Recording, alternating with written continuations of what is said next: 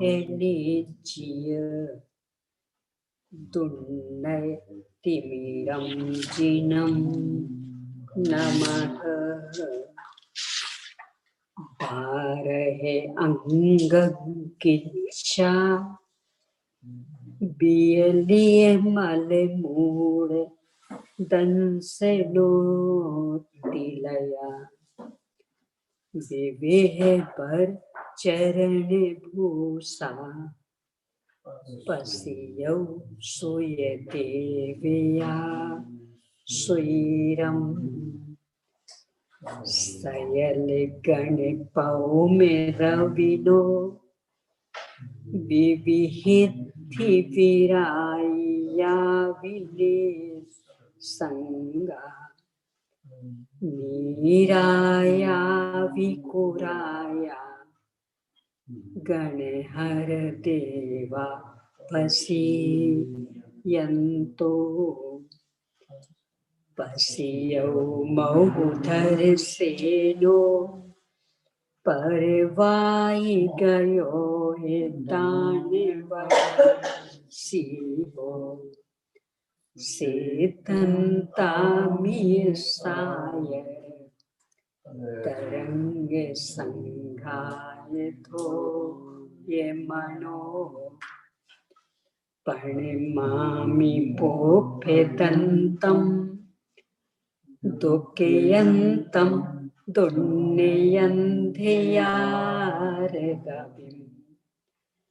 भाग्य शिव मग्य कंठे मिसि समीपयं सया दंतं परिमहे कहे भूये बलिं केसे वासे परिभूये बलिं बिनी है बम्म है पसेरम बढ़ा विमल नाने बम्म है पसेरम नमो अरिहंताणं नमो सिद्धाणं नमो आयरियाणं नमो उवच्छायाणं नमो लोये सविसाहूनम्। ओम ह्रीं श्री अरहंत सिद्ध आचार्य उपाध्याय साधु पंच परमेष्ठिभ्यो नमो। आचार्य श्री धरसिंह स्वामी द्वारा प्रदत्त ज्ञान को लिपिबद्ध करने वाले आचार्य श्री पुष्पदंत भूतवाली स्वामी द्वारा लिखित षटखंडागम ग्रंथ के पहले खंड जीवत्थान पर आचार्य श्री बीरसेन स्वामी द्वारा लिखित धवला टीका के अंतर्गत इसके पहले भाग मतलब पहली पुस्तक पर अपनी चर्चा चल रही है। मंगल संबंधी विस्तृत चर्चा के बाद में अब मंगलाचरण परक नमोरिहंताणम आदि गाथा के अर्थ पर आचार्य श्री चर्चा कर रहे हैं। उनमें से नमो अरिहंताणम यानी अरिहंत भगवान को नमन हो, इस संदर्भ में दो अर्थ किए, एक तो अरिहंताणम और एक अरिहंताणम। अरिहंताणम में अरि हननाद, अरि शत्रु, हनन नष्ट करने वाले, तो जो कर्म रूपी शत्रुओं को नष्ट करने वाले वे अरिहंत। शत्रु में मुख्य मोहिनी कर्म, कारण कि शेष कर्म उसके ही अधीन, संसार मूल में उससे ही बढ़ता, उसके निमित्त से होने वाले औदिक भावों से ही नवीन कर्म बंद होता, इसलिए वह है शत्रु। उसके ही अविनाभावी ज्ञानावरण दर्शनावरण ये रज जैसे शत्रु और अंतराय कर्म रहस्य रूप शत्रु, इनका नाश जिनके हो गया है वे अरिहंत भगवान, उन्हें हमारा नमन। दूसरा अर्थ फिर अरिहंतान, अर्ह धातु का बहुवचन, अर्ह पूजन के योग्य, यानी जो सौ इंद्रों द्वारा निरंतर पूजन के योग्य हैं, जिन्होंने अनंत चतुष्टय प्रकट कर लिया है, 9 केवल अवधियां प्रकट हो गई हैं, सकल परमात्मा पद पर जो विराजमान है, उन्हें हमारा नमन। यहां तक चर्चा के बाद में अब उनके ही जो अनेक नाम, जो कि अन्य मतों में भी प्रचलित, तो अन्य मतों के अन्य रूपों में प्रचलित है, अपने यहां उन नामों का क्या अर्थ है, इस संबंधी चर्चा पेज नंबर 46 के दूसरे पैराग्राफ से प्रारंभ हो रही है। सबसे पहला नाम अचल है, अथवा कहें तो त्रिपुर, मूल त्रिपुर रूप में। तो क्यों कहा जाता त्रिपुर? लोक में विष्णु को त्रिपुर कहते, त्रिपुरारी कृष्ण, कृष्ण नारायण विष्णु, उन्होंने 3 पुरों को दान किया था। यहाँ कह रहे त्रिपुरारी, ये तो शब्द ठीक है, पर कौन से 3? वो कोई नगर नहीं, ये कोई हिंसक थोड़ी है, विध्वंसक थोड़ी। तो ये 3 प्रकार के विकार, इनको अच्छे से नष्ट करते हैं, इसलिए इनका नाम त्रिपुरारी है। इस तरह अनेक अनेक शब्दों का बहुत सुंदर अर्थ यहाँ बता रहे हैं, पढ़ते हैं। पेज नंबर 46 पर दूसरा पैरा, जिन्होंने मोह रूपी वृक्ष को जला दिया है, भस्मासुर भी कहते ना, तो ये भी भस्मासुर। क्यों?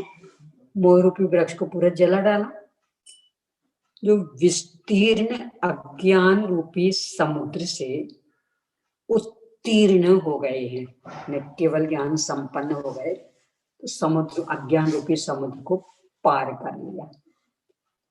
जिन्होंने अपने विघ्नों के समूह को नष्ट कर दिया है, जो अनेक प्रकार की बाधाओं से रहित हैं, अचल हैं, जिन्होंने तीनों कालों को विषय करने रूप 3 नेत्रों से, यानी पहले तो था मति सुरत नेत्र, और बाद में फिर केवल ज्ञान भी प्रकट कर लिया।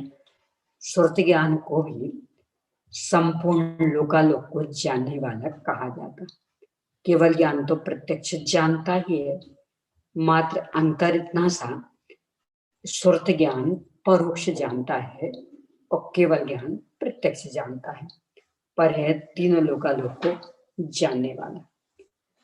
तो इस तरह से 3 नेत्र, इनसे कामदेव के प्रताप को दलित कर दिया है, यानी सभी प्रकार के विषय वासनाएं जड़ मूल से नष्ट कर दी। केवल कहानी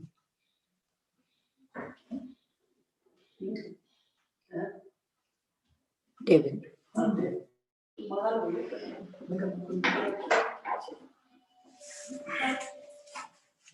जिन्होंने पदार्थों के सार को देख लिया है, यानी सभी प्रकार के विकारों को नष्ट कर दिया, इसलिए त्रिपुरारी और तीनों कालवर्ती संपूर्ण पदार्थों को जान रहे, इसलिए त्रिपुर। जिन्होंने त्रिपुर अर्थात मोह राग द्वेष को अच्छी तरह से भस्म कर दिया है, इसलिए त्रिपुरारी, विकारों को नष्ट करने वाले। जो मुनि वृत्ति अर्थात दिगंबर अथवा मुनियों के पति अर्थात ईश्वर है, इसलिए मुनीश्वर कहलाते। जिन्होंने सम्यक दर्शन, सम्यक ज्ञान और सम्यक चारित्र, इन तीन रत्न रूपी त्रिशूल के द्वारा मोह रूपी अंधकार रूप असुर के कबंध जड़ को वितारित कर लिया है, इसलिए उन्हें कहा जाता है त्रिशूलधारी और अंधकासुर अन्न। ये सब लोक में अन्य मतियों में नाम प्रचलित, या कह रहे अपने में भी प्रचलित, बस अर्थ बदल दो। अपने सहस नाम में ये सारे नाम आते हैं, सिद्ध चक्र पूजन में भी ये सारे नाम आते और इस तरह के ही अर्थ वाले। तो इसलिए कबंध जड़ को वितारित किया, तो कबंधासुर।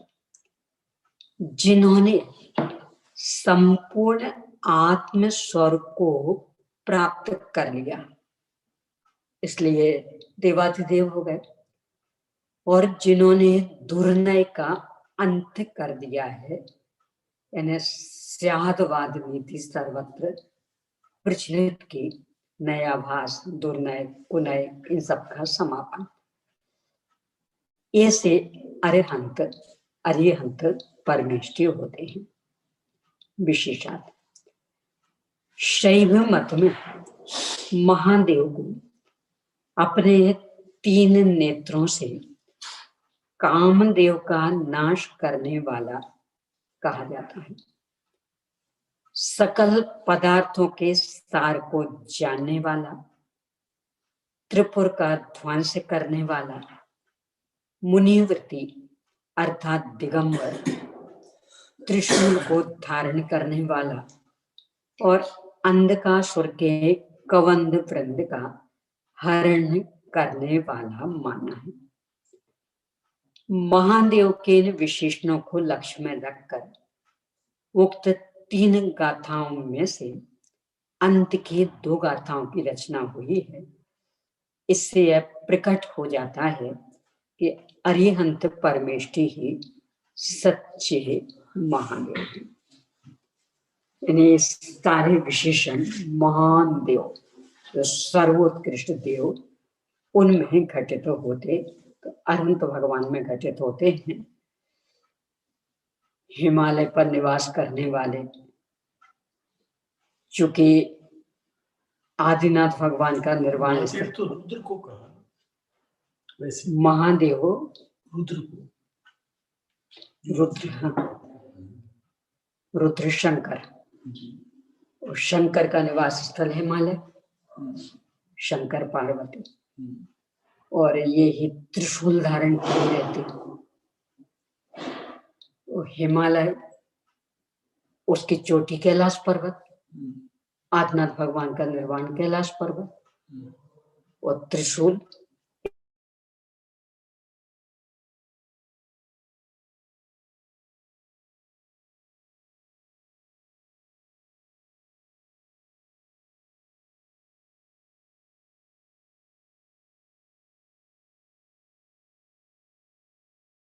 भी अपने केशों में धारण कर ली। तो दिव्य ध्वनि रूपी गंगा, सांची तो गंगा या वीतरागवाणी, इस तरह से पूरा का पूरा रूप घटित तो हो जाता। मृगशाला, मृग यानी होता प्राणी, वैसे तो मृग हिरण, कदाचित सभी पशु, और वैसे सभी प्राणी, वैसे सभी प्राणी मृग। तो इन सब के लिए सुखद हैं, अभयदान देते हैं। तो मृगशाला। पार्वती, पर्वत की कन्या, हिमालय पर्वत बर्फ से आच्छादित, निरंतर स्वच्छ जल बहाने वाला, आरोग्यदायी जल बहाने वाला, तो उसकी कन्या भी ऐसे अपने यहाँ जिनमानी कन्या, बाग देवी, बाग कन्या, तो इनका है ना बनारसी क्या है पूरा उसमें कन्या आया है, अथवा इसमें भी केवल कन्ने वांगमय गंगे जगदम्बे अग्नाश है हमारे। तो इस तरह से अपने तीर्थंकरों पर ये सारे विशेषण घटित होते हैं। तो यहाँ कह रहे असली महादेव तो एक है, बाकी लोग के तो काल्पनिक है। ये 3 गाथाओं में चर्चा थी, गाथाएं अपन ने पढ़ी नहीं थी, पढ़ते हैं 23वीं, 24वीं, 25वीं। नित्य मोहे तरुणो विथिन्ना नान सायरो तिन्ना निय वेग वग्गा बहुपाल बिने गया आयला दलिए मैं न पयावा तिकाल विष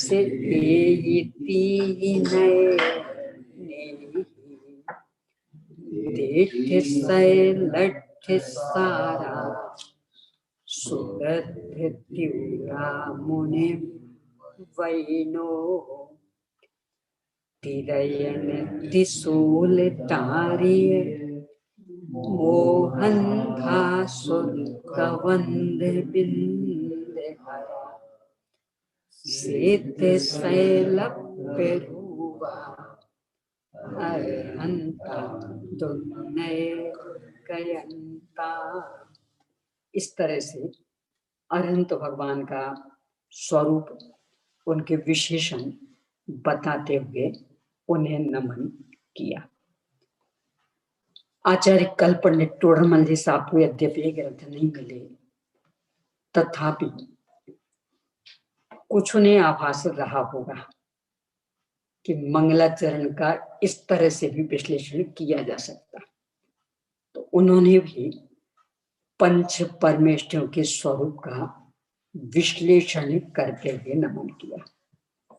ये अनंत भगवान के स्वरूप का विश्लेषण, सिद्ध भगवान के स्वरूप का विश्लेषण, इस आधार से यानी इनका अनुकरण एक ग्रंथ तो नहीं मिला, पर हो सकता आने जाने वालों के माध्यम से पता लगा हो कि उसमें इस तरह से विश्लेषण किया और उसे आदर्श बना के उन्होंने मोक्ष प्रकाशक में उसी पद्धति का अनुकरण किया। अब नमो सिद्धाणम, इसका विश्लेषण। नमो सिद्धाणम अर्थात सिद्धों को नमस्कार हो, जो निष्ठित अर्थात पूर्णतः अपने स्वरूप में स्थित हैं। सिद्धि स्वात्मोपलब्धि यानी पूर्णतया अपने स्वरूप में स्थित हो गए। कृत कृत्य हैं, अब कुछ भी करने के लिए शेष नहीं रहा। जिन्होंने अपने साध्य को सिद्ध कर लिया, यानी अपना वैभव मिल जाए, अपना राज्य मिल जाए, इसे जिन्होंने पा लिया, और जिनके ज्ञानावरणादि 8 कर्म नष्ट हो चुके हैं, उन्हें सिद्ध कहते हैं। यानी सब तरफ से सिद्ध हो गए। सिद्ध जो चाहते थे वो सब पा लिया, काम सिद्ध कर लिए। शंका, सिद्ध और अरहंतों में क्या भेद है? समाधान, ऐसा कहना ठीक नहीं है। तो गलत, कोई आवश्यकता नहीं जी, ऐसा कहना ठीक नहीं है। हाँ, यानी कुछ अंतर नहीं है ऐसा मत कहो, अंतर है। वो तो पूछ रहा है क्या भेद है। हाँ, तो वही यदि का अंतर नहीं है तो वो पूछ रहा है ना, वो कह रहे कि ऐसी शंका उचित नहीं है। ये भी कहेंगे भेद है, देखो नहीं तो भेद बताएंगे तो क्या भेद है, यही उसने पूछा था। इस तरह का पूछना उचित नहीं है, क्योंकि जब दो अलग अलग परमेष्ठी हैं तो आप उनमें क्या भेद है क्यों पूछ रहे हैं? अलग अलग है तब तो अलग अलग रखा। इस तरह से ये ऐसा कहना ठीक नहीं है। ये इनकी एक प्रकार की टोन ही जैसी, यानी अभी तक जितने भी शंका समाधान आए तो हर एक के उत्तर में पहला उनका यही बात रहता है, ऐसा मेरे में नहीं है ऐसा। हाँ, मेरे में नहीं लिखा है ऐसा कुछ।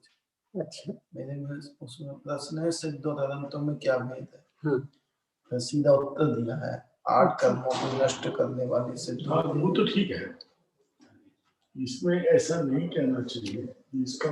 वैसे मूल में इति चेत न, ऐसा नहीं है, ये ठीक है। आचार्य अकलन स्वामी की भी यही धारणा रहती, यानी कुछ भी उनसे पूछा जाएगा सबसे पहले कहेंगे ऐसा नहीं है, तो फिर आगे बढ़ेंगे।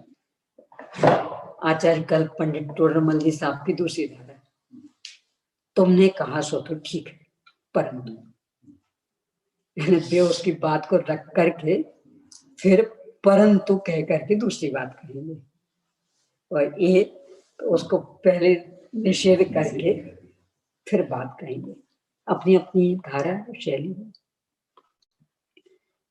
ऐसा कहना ठीक नहीं है, क्योंकि 8 कर्मों को नष्ट करने वाले सिद्ध होते हैं और 4 घातिया कर्मों को नष्ट करने वाले अरहंत होते हैं।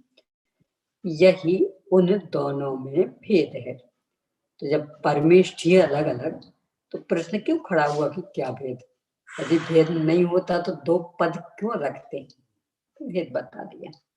शंका, 4 घातिया कर्मों के नष्ट हो जाने पर अरिहंतों के आत्मा के समस्त गुण प्रकट हो जाते हैं, इसलिए सिद्ध और अरिहंत परमेष्ठी में गुणकृत भेद नहीं हो सकता।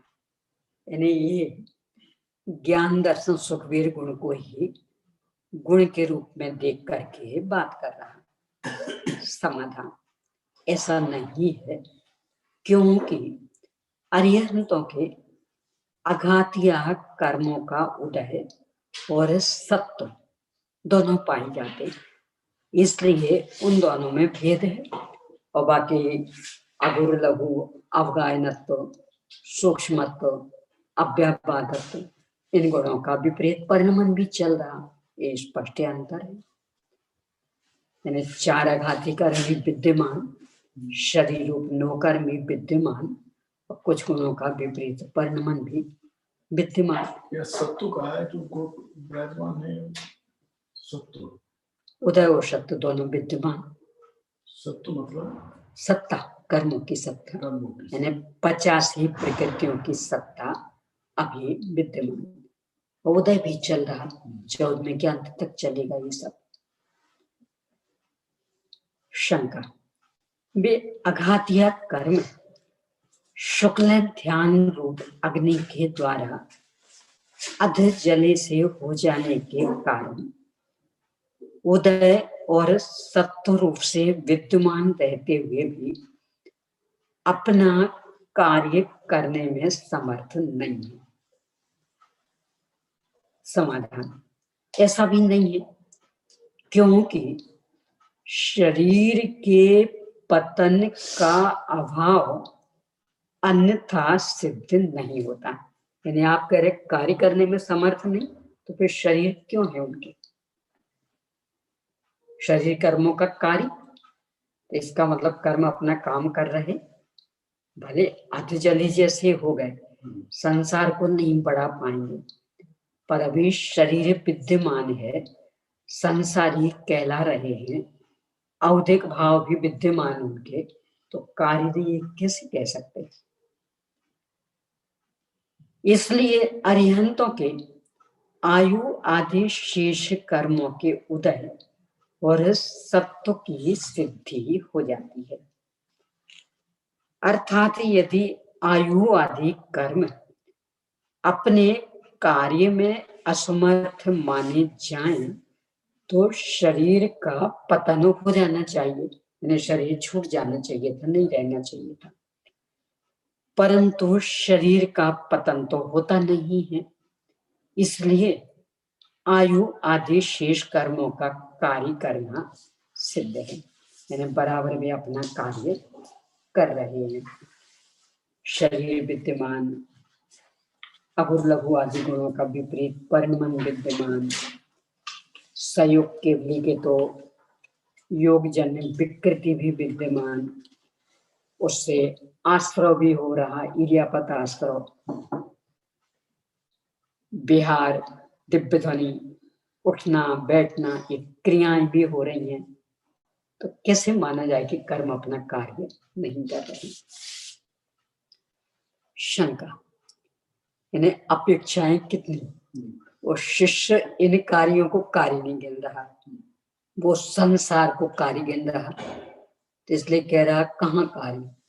और आचार्य भगवान कि इन कार्यों को ही मुख्य करके कि ये कार्य है ना।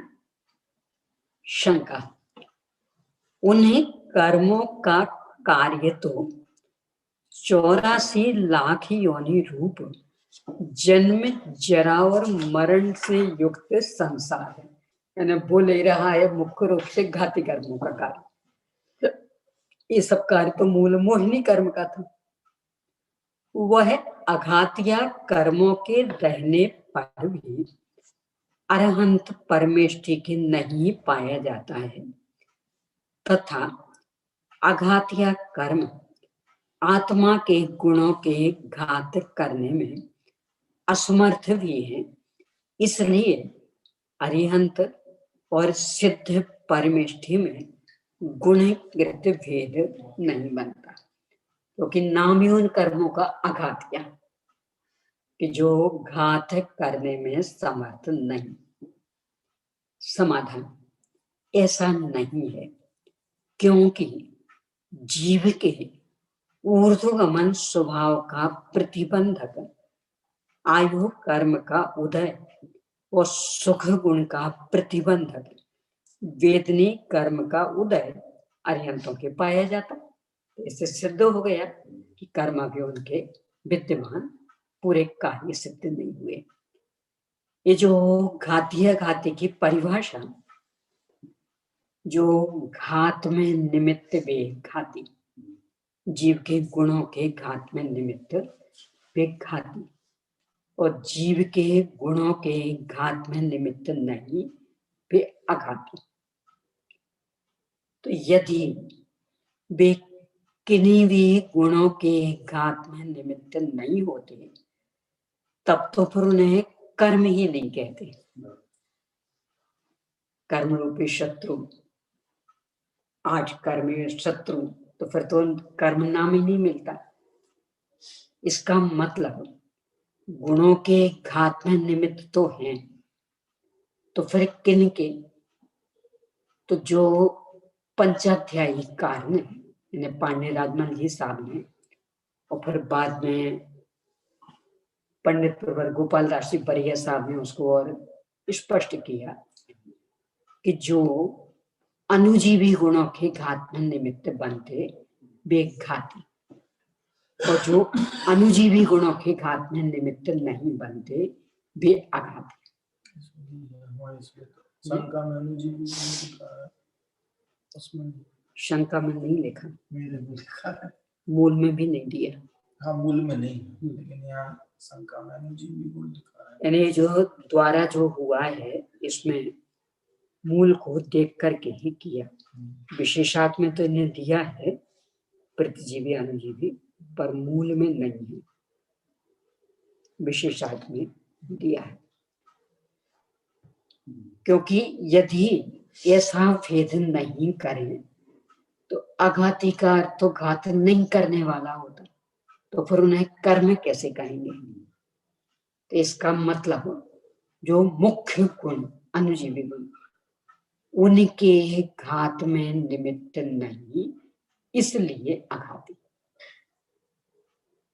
और बाकी गुणों के घात में निमित्त, पर उन्हें से अनंत सुख में कोई बाधा नहीं पड़ती, सकल परमात्मा होने में कोई बाधा नहीं, इसलिए वे गुण हो गए इस तरह से।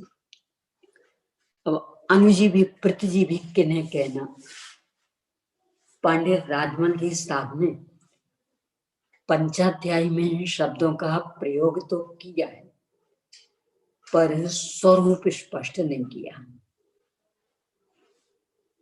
पंडित प्रवर गोपाल दास जी वरैया साहब ने कर्मों की ओर से स्वरूप स्पष्ट किया, एक दूसरा भी उन्हें स्वरूप स्पष्ट किया, भाव स्वरूपी गुण को अनुजीवी कहते और अभाव स्वरूपी गुणों को प्रतिजीवी कहते।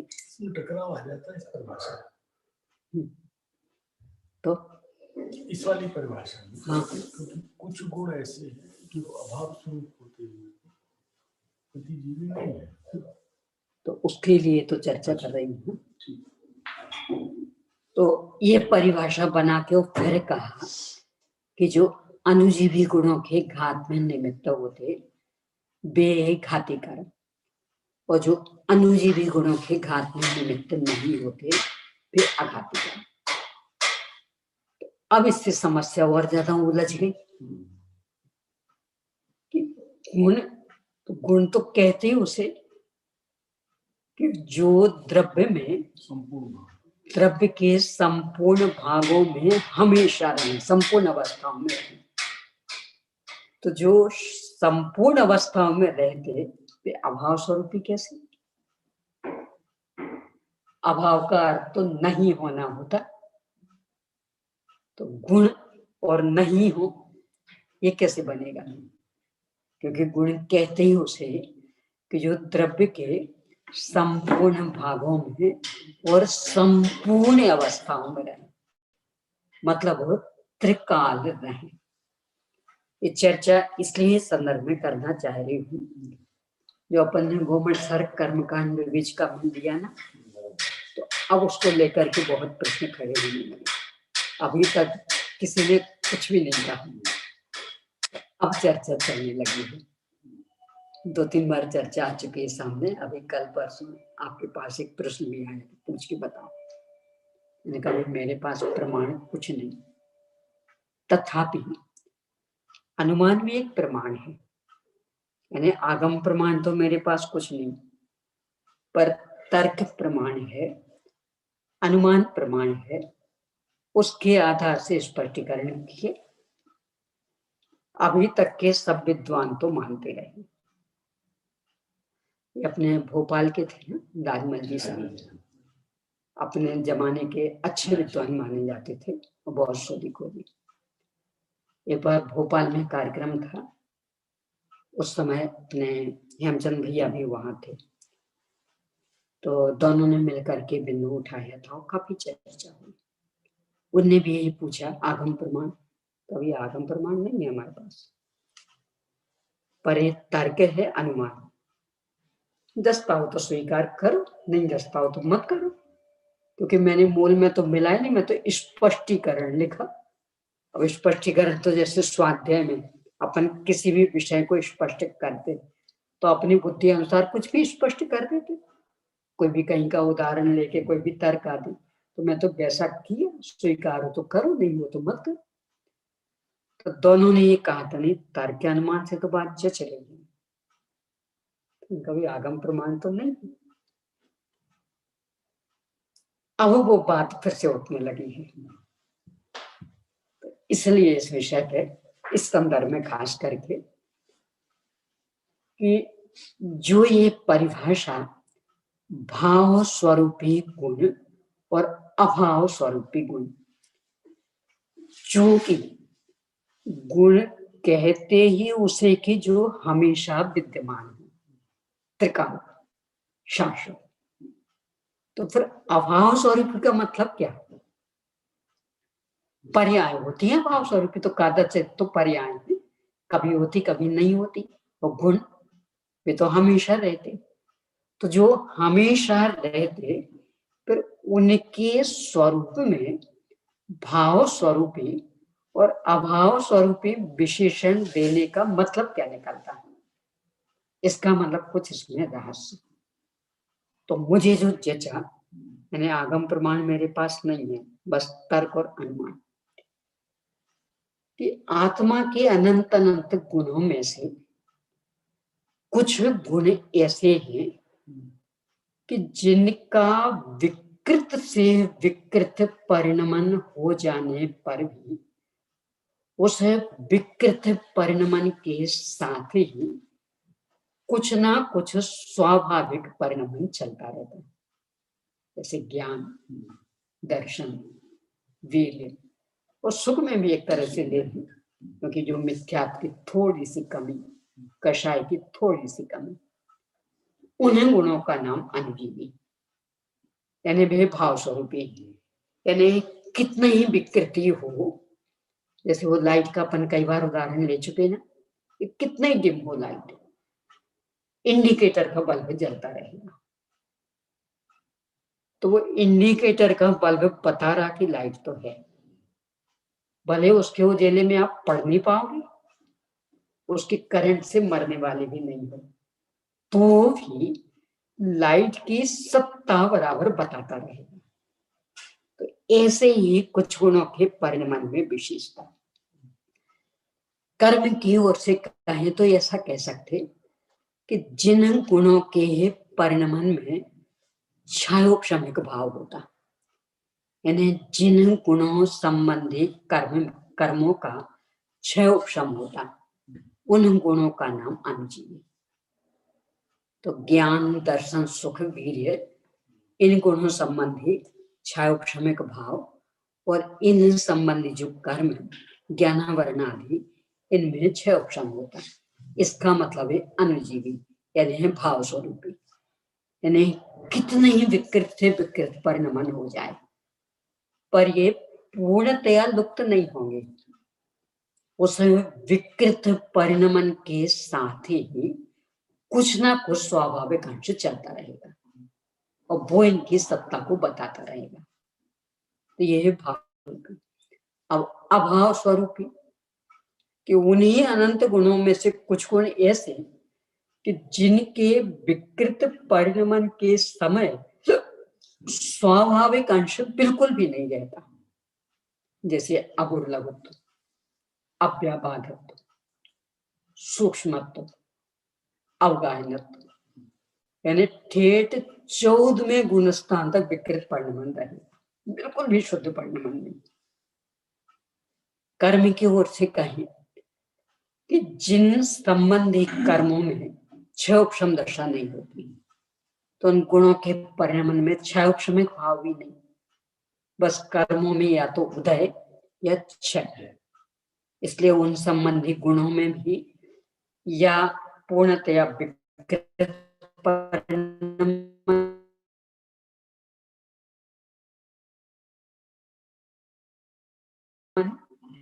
अभाव स्वरूप, यानी कि उन्हीं के विकृत परिणमन के समय रंच मात्र भी स्वाभाविक परिणमन विद्यमान है, यानी उनका कुछ भी स्वाभाविक अंश अपने को ख्याल में नहीं आएगा, इसलिए वो अभाव। क्योंकि पता ही नहीं लग रहा, पूरा उल्टा चल रहा है, इसका मतलब कहाँ है वो, तो अभाव स्वरूप। मुझे तो ये जचता है। प्रश्न है हाँ, जैसे श्रद्धा गुण है, हाँ, उसकी या तो सम्यक प्रतीति हाँ, होगी या मिथ्या प्रतीति होगी, एक ही होगी, हाँ, पूरी तरह एक ही हाँ, होगी, या तो पर में अपनत्व होगा या स्वयं एक, हाँ, तो उसका पूरी तरह मिथ्या परिणमन है या नहीं? उसमें भी अंतर कई तरह से। एक तो ये कि एक तीसरा गुण स्थान भी बनता है, सब में मिथ्यात्व, कुछ सही भी कुछ गलत भी। दूसरे, अपन जो शुरू से ये जो यहाँ विषय आया था, औदेक भाव मंगल, औदेक भाव से मंगल उत्पन्न होता है, उस समय चर्चा की थी। करण पहले गुणस्थान संबंधी करण लब्धि के अंतिम समय तक क्या चल रहा, क्या? ज्ञान तो कदाचित उतना का उतना रह सकता। तो वो जो श्रद्धा की विपरीतता गल रही, चारित्र की विपरीतता गल रही, उसके बल पे आगे बढ़ रहा। आगे मतलब 6 उपशम लब्धि से कर्ण लब्धि के अंत तक है। तो अभी पहले गुणस्थान में ही, पर पहला गुणस्थान में तो बहुत लंबा है ना? तो इतना जो आगे बढ़ा उसमें बल किसका? वो बड़ा चारित्र के कारण। नहीं, चारित्र्य और श्रद्धा, क्योंकि मूल तो दर्शन मोहिनी का अभाव होना है ना। दर्शन मोहिनी का होना है, लेकिन ये कैसे बनेगा कि मिथ्यात्व और सम्यक्त में तो विरोध है। हाँ, कुछ मिथ्यात्व रहे, कुछ सम्यक्त रहे, है ही ना। इसमें भी जब गुणस्थान की चर्चा आएगी, तीसरा गुणस्थान सम्यक मिथ्या, कुछ सम्यक्त कुछ मिथ्यात्व। तो हमने और ऐसे देखें तो कविवर पंडित बनारसी दास जी ने उसे गर्भ शुद्धता नाम दिया। गर्भ शुद्धता तो मिथ्यात्व में ही गर्भ शुद्धता है। वो जो शुभ भाव हुआ उससे जो ऊपर उठा, नहीं तो वो तो चारित्र का हुआ। श्रद्धा तो उनने जो उदाहरण लिए बहुत अच्छा, कि पहले सबको अपने रूप मान रहा था, यानी मिथ्या प्रगाढ़ था। अब कि नहीं, पुत्र मित्र कलत्र आदि तो न्यारे, स्पष्ट न्यारे, प्रत्यक्ष प्रमाण। या ये रहेंगे मैं चला जाऊंगा, या मैं रहूंगा ये चले जाएंगे, प्रत्यक्ष प्रमाण। तो श्रद्धा की विपरीतता में इतनी कमी आई ना, ये जो इतनी कमी ये गर्भ शुद्धता। अब और आगे नहीं अपन, जो सांप ने काटा जहर चढ़ गया, हाँ जी, वो थोड़ा जहर कम हुआ तो क्या उसको जहरहीनता मानेंगे? हाँ, इसलिए कि इसी तरह से तो नाश होगा ना। हाँ? यानी किसी भी ये कहा ना कि प्रतीति तो या तो सम्यक होगी या ये औपचारिक कथन है, ये प्रायोगिक कथन नहीं है।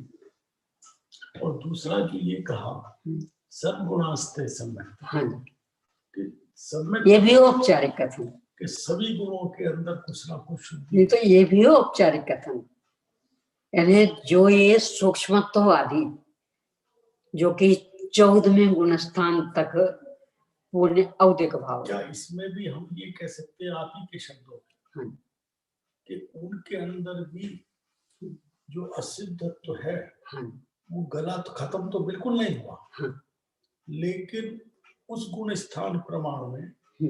वो धीरे गलने लगा, कमजोर पड़ने लगा। तो तो इसमें क्या दोष आएगा? ये भी औपचारिक है, इसलिए कि जैसे गति, मनुष्य गति में जी रहे अभी अनंत भगवान, तो मनुष्य गति क्या गलेगी? ये तो यह मनुष्य रहेगा अथवा आप, यानी ये कषाय जैसी विकृति तो है नहीं कि मंद पड़ेगी। उसके अंदर भी जो मनुष्य, मैं अनंत सिद्ध की बात नहीं कर रहा, नहीं तो अपनी चर्चा तो उनकी चल रही है ना। चलिए, लेकिन जो प्रश्न इस समय उठ रहा है, जो मनुष्य यहाँ से छोड़ के त्रियंच में जाने वाले, नरक में जाने वाले, उसको उस तरह का जो कुछ भाव होने लगा, तो वो तो कषाय में गया, मिथ्यात्व में गया। अपनी चर्चा वो गति वाली। मैं कह रहा हूँ जिस तरह से ये कहा, बस आप यहाँ लगाते हैं क्योंकि प्रश्न दोहराना संभव नहीं होगा। प्रश्न आपकी तो आवाज आती है, सब तो हमारी नहीं है, हम लोग। अच्छा, चलिए। जो हमने कहा जो प्रतीति थी, जो मिथ्या प्रतीति थी, वो प्रतीति पुत्र कलत्र आदि को प्रत्यक्ष भिन्न जानने लगी, तो ये उसका मिथ्यात्व का गलना हो गया। तो वही मैं कह रहा हूँ, जो असिद्धत्व है क्या, जैसे सर्वगुणा सम्यक्त को अगर हम औपचारिक कथन की जगह सही कथन मान के चले, तो उसके अंदर असिद्धत्व का कुछ अंश कमजोर पड़ने लगा। गला भी खत्म बिल्कुल नहीं हुआ, जैसे उसके अंदर भी खत्म नहीं हुआ, कमजोर पड़ने लगा, और वो कमजोर ही आगे जाकर 14वें के अंत में नष्ट हो जाएगा। दशा उसकी वो ही रहेगी, तो असिद्धत या सिद्धत, इसमें उनमें नहीं होता ऐसा। इसलिए देखो अपन वही उदाहरण अभी संसारियों का ले लें। अपनी इस आयु के अंतिम निषेक तक अपन मनुष्य, अंतिम निषेक तक, और मान लो इसके बाद होना है देव, इस अंतिम निषेक का व्यय और देव आयु के पहले निषेक का उत्पादन। इस अंतिम निषेक के व्यय के पहले क्या कुछ कुछ देवायु के निषेक आने लगेंगे और ये मनुष्य के निषेक कम होने लगेंगे, कि पूर्णतया मनुष्य आयु के निषेक अंतिम समय तक और उसका व्यय, और फिर पूर्णतया देवायु के निषेक, यानी मनुष्य आयु में देवायु नहीं, देवायु में मनुष्य आयु नहीं। ऐसे वहां ऊपर ले जाए अपन 14वें गुण स्थान में, कि मनुष्य गति में सिद्ध गति नहीं, सिद्ध गति में मनुष्य गति नहीं। इनमें पूर्णतया इस पार या उस पार ये चले। श्रद्धा की गलियती साकरीता में दोनों, नहीं तो वो तो श्रद्धा में आ जाएगा, वो श्रद्धा में। और जो अति साकरी जामे दोनों समाये, ये भी औपचारिक, क्योंकि सम्यक मिथ्या तो गुणस्थान बनता कि नहीं बनता, कैसे बनेगा? वो दो समा गए कि नहीं?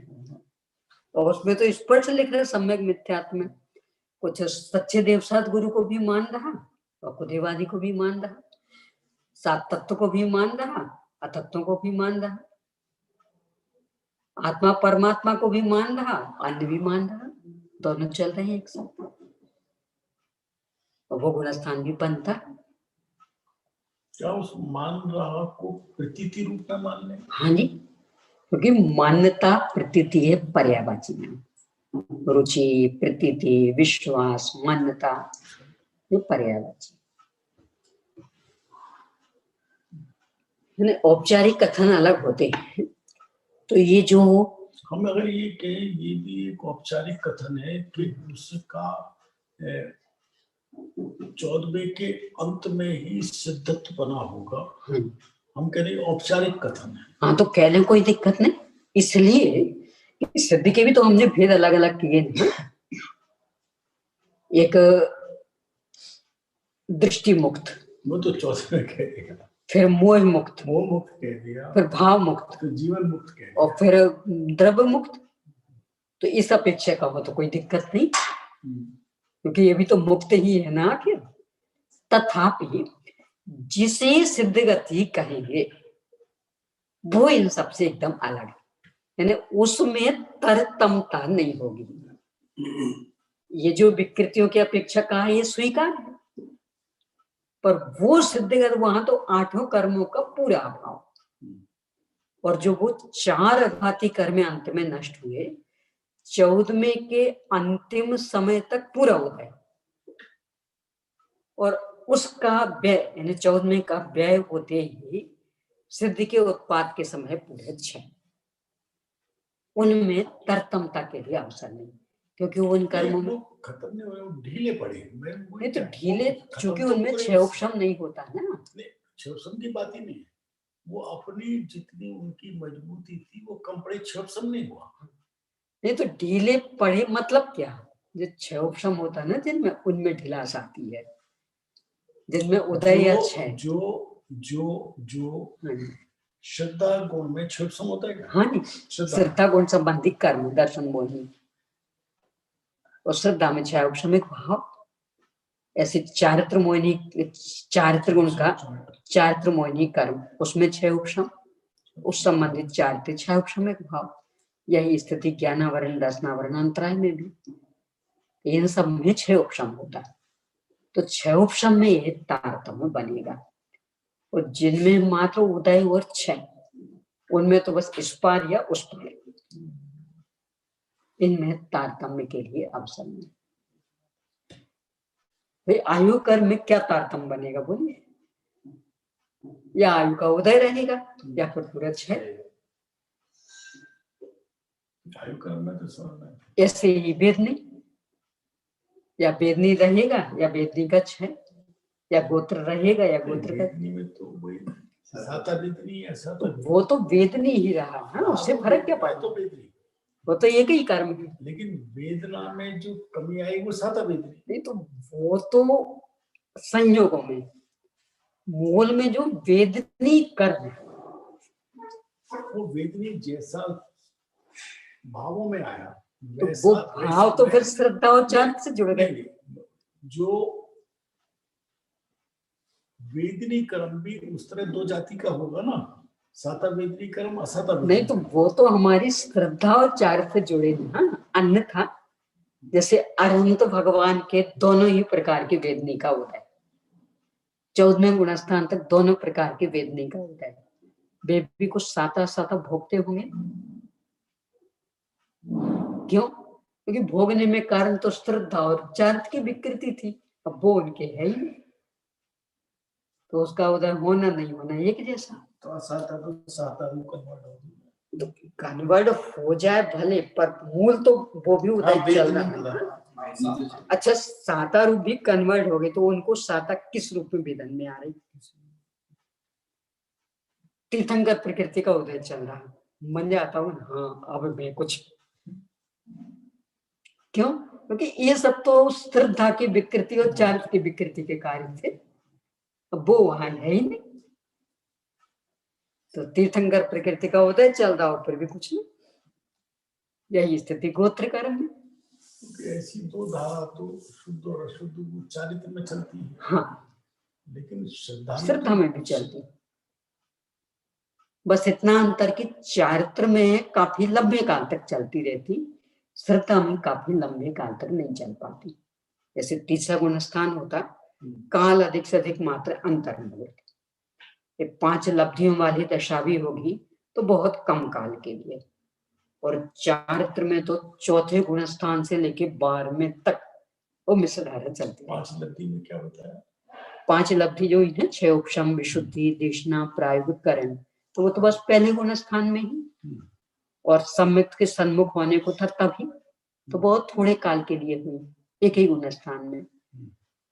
और चारित्र वाली चौथे से लेके 12वें तक, इसलिए उसका उल्लेख ज्यादा हो जाता है, वो दिख भी जाता है, क्योंकि ज्यादा लंबे काल तक दिखना चलना है, गुणस्थान अलग अलग हो जाने, तो उनकी मिश्रधारा दिख जाएगी। अब जैसे चढ़ने में तो पहली से सीधा चौथा आएगा, चौथा भी आ सकता, 5वां भी आ सकता, 7वां भी, वो तो ठीक है, हाँ कम से कम चौथा है। हाँ चढ़ने में हाँ। तो वो जो तीसरे वाली हम बात कर रहे हैं वो तो सिर्फ गिरने में है, नहीं, कदाचित साधी मिथ्या दृष्टि है तो चढ़ने में भी, वो दूसरे में है तो। नहीं दूसरे में नहीं, एक बार सम्यक तो हुआ, चौथे 5वें अथवा 7वें में पहुंचा, वो फिर गिरा, पहले में आ गया, अब हुआ है पहले से तीसरे में भी आ सकता, दूसरे में नहीं आएगा कभी भी, पहले से तीसरे में।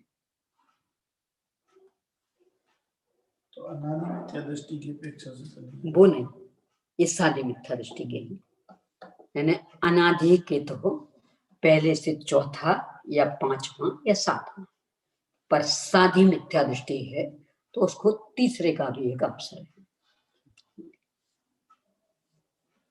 तो फिर दो श्रद्धा में जो दो धारा का कहा, अनादि मिथ्या दृष्टि की अपेक्षा तो नहीं बनेगा, अनादि की अपेक्षा बना ना, यानी क्षयोपशम नहीं, वो तो तीसरे गुण स्थान का, क्षयोपशम लब्धि से लेकर के करण लब्धि के अंत तक पहुंचा, वहां मिथ्या तो एक सा है, मिथ्या तो श्रद्धा ये तो नाम, क्योंकि नाम हमारे पास 2 ही है, सम्यक मिथ्या। नहीं तो उसमें भी ये कहते थे ना सम्यक मिथ्या थे चौथे में, नहीं वो तो तीसरा गुण स्थान, नहीं पहली से चौथे में जाने में अगर कुछ मिथ्यात्रा कुछ सम्यक्ता दो धारा हो गई, तो वहां भी तो उनको सम्यक नहीं, उसने गर्भ शुद्धता कही, गर्भ शुद्धता, सम्यक मिथ्या तो नहीं कहेंगे, क्योंकि सम्यक तो अभी पाए ही नहीं, ग्रंथि भेद पर सम्यक तो आएगा, तो गर्भित शुद्धता तो पहले गुण स्थान वाले को भी होती है, तो उसकी तो चर्चा अपन कर रहे ना, पहले की ही, यानी 5 लब्धि तो पहले गुण स्थान में ही होनी है, तो गर्भ शुद्धता है, तो उस गर्भित शुद्धता को शुद्धता कहना कि नहीं कहना, समस्या तो इसमें, किस अपेक्षा से कहना वो देखना बस। तो वो अपन स्वीकार करें, अशुभ को से हटा शुभ में आए इस अपेक्षा के। अकेला इतना ही नहीं, शुद्ध की ओर निरंतर बढ़ रहा, यानी वो गर्भित शुद्धता ही करण लब्धि के अंत का व्यय करके और औपशम्यक सम्यक रूप में परिणमित होगी, सम्यक शुद्धता हो जाएगी, ग्रंथि भेद हो जाएगा। तो गर्भित शुद्धता तो शक्ति रूप में त्रिकाल हर एक में नहीं, वो अलग है, वो अलग। ये तो व्यक्त, ये व्यक्त है, यानी वो जो शाश्वत शक्ति वो तो अव्यक्त है, ये तो प्रकट पर्याय में। वो जो अपन ने बुखार का लिया था 105 से 100 आ गया, तो वो जो 5 डिग्री हटा वो व्यक्त है, अव्यक्त नहीं है। अभी जब बुखार नहीं है तब तो अव्यक्त चल रहा है, और पहले बुखार था और फिर उतरा तो वो वहां व्यक्त है, और वेदन उसका हो रहा है। उसकी अपेक्षा हमने कहा कि आज तबियत ठीक है, यानी वो जो त्रिकाल योग्यता उसकी अपेक्षा नहीं कहा कि आज तबियत ठीक है। ये तो जो कल एकदम 105 था और बेचैन थे, उसकी अपेक्षा कहा है कि आज ठीक है। तो वो जो ठीक है वो व्यक्त है, बराबर वेदन हो रहा उसका, अव्यक्त नहीं। से गर्भित शुद्धता ये व्यक्त है, अव्यक्त नहीं। तो क्या जो श्रद्धा गुण की अव्यक्त शुद्धता है, उसके अंदर आत्मा और पर का दोनों का एक साथ अपनत्व का अनुभव होता है? हाँ, दोनों का। हाँ, आत्मा का भी अनुभव हो रहा है उसके अंदर, यानी पहले गुण स्थान है तरतम, यानी आगम अपेक्षा से, क्योंकि तब तो आगे बढ़ेगा। आगम अपेक्षा से क्या कर्णान युग में ऐसा कोई प्रावधान है? अरे कर्णान युग से तो और ज्यादा स्पष्ट हो रहा है। यानी 70 अपन इनका ले लें, श्रेणी का लेता 70 कोड़ा कोड़ी घटके और अंत कोड़ा कोड़ी सागर तो प्राइवेट लब्धि में रहा, और फिर करण लब्धि में प्रवेश किया तो वो अंत कोड़ा कोड़ी सागर का भी घटते घटते घटते मात्र अंतर मुहूर्त रह गया। अंत कोड़ा कोड़ी का अंतर मुहूर्त, यानी करण लब्धि का जो अंतिम समय है ना, वहां दर्शन मोहिनी मात्र अंतर मुहूर्त, और फिर उसका व्यय होगा। ठीक किसके बल पे? वो गर्भ शुद्धता। ये 34 बंधापसरण हुए, 43 प्रकृतियों का बंध रुक गया, ये किसका कमाल? यानी असली तो करना नहीं होगी, इसको स्पष्ट कर रहा है। 34 बंधापसरण क्या कहलाते? असंख्यात गुणी निर्जरा, यानी पहले जो चतुर्थ गुण स्थान में जो शुरू हुई वहां प्रश्न किया किससे, तो उन्होंने कहा अपूर्व करण लब्धि से, तो वहां से निर्जरा कह रहे थे, गुण श्रेणी निर्जरा। उसकी तुलना में फिर चतुर्थ गुण स्थान पाप की निर्जरा हो रही है, इसलिए पुण्य में वृद्धि हो रही, पुण्य में वृद्धि हो रही है। वो उसके अंदर कोई अशुद्धि घट के शुद्धि बढ़ रही है, ऐसा नहीं है ना। गर्भ शुद्धि बढ़ रही है, सम्यक शुद्धि नहीं है। देखिए लोक में अपन ये अंतर नहीं डालते। अभी जैसे बुखार का लिया, अपन परीक्षा का ले लें, विद्यार्थी ने परीक्षा दी, 5 विद्यार्थी फेल हुए, मान लो 35% में पास होते, उदाहरण के लिए एक को 34% मिले, एक को 30% मिले, एक को 20% मिले, एक को 10% मिले। मार्क लिस्ट में तो अंक सूची में तो एक ही लिखा रहेगा असफल, पर असफल में अंतर मानेंगे कि नहीं मानेंगे? मान लो वो अपन से सलाह लेने आवे कि सब ऐसा ऐसा परिणाम रहा है, आप यदि कहें तो दर्शन मोह का 1% भी बाकी है, मुझे सम्यक्ति कह दें, गर्भ शुद्धता कहेंगे, सम्यक नहीं, गर्भ शुद्धता, और वो करण लब्धि के अंतिम समय तक। यानी जो अपन ने प्रतिशत का लिया ना कि 34.99 तक भी असफल, तथापि उसे अवसर है, यानी थोड़ी मेहनत करे तो पास हो जाएगा, तो उससे अपन कहेंगे ठीक है तो सप्लीमेंट्री एग्जाम दे दे, निकल जाएगा।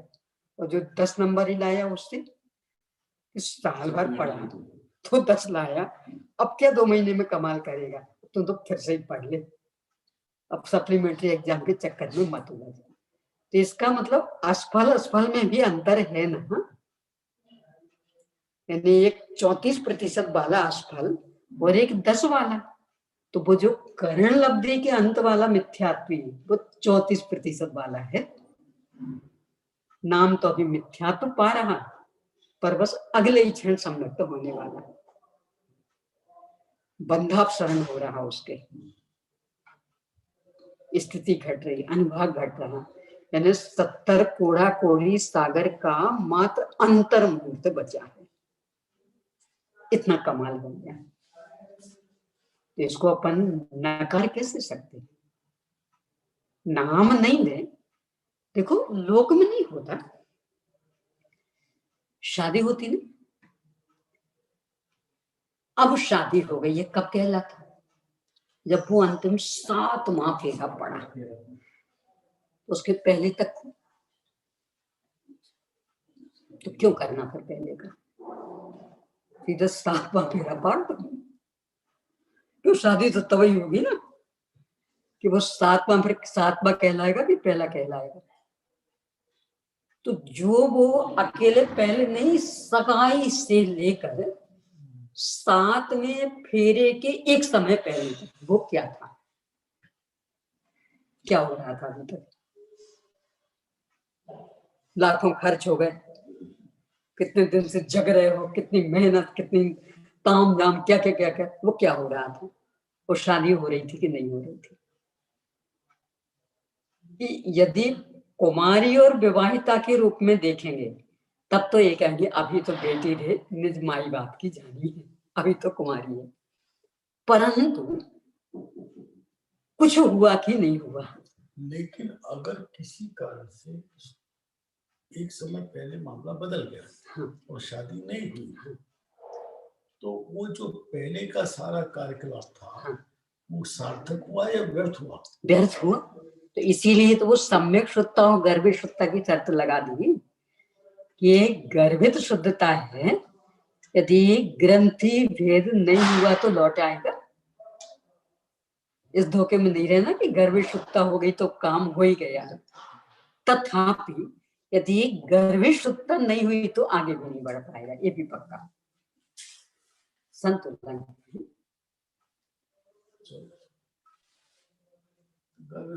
तो हौसला अफजाई की। हाँ है कि यानी अंतिम क्षण तक भेजा है उसने, तो उसका निषेध कैसे करें?